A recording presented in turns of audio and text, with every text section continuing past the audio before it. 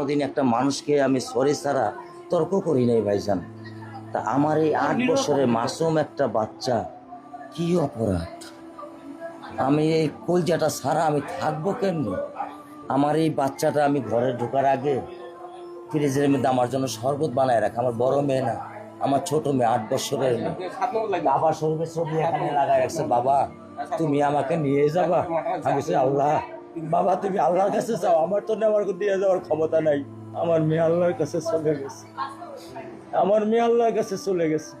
আমার মাসুম এই বাচ্চাটা কি অপরাধ করছে নির্মম ভাবে আমার বাচ্চাটাকে হত্যা করলো?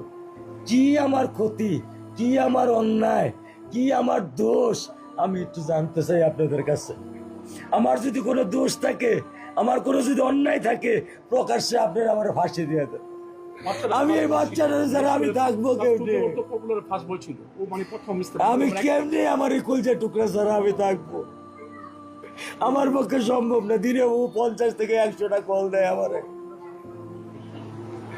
বাবা তুমি কখন আসবা, বাবা তুমি কখন আসবা, বাবা তুমি কখন আসবা। 8টা বছর আমি আমার বুকের এই ঘরে ঘুম পাড়াইছি। আমি আজকে আমি কার সাথে ঘুম আসবো?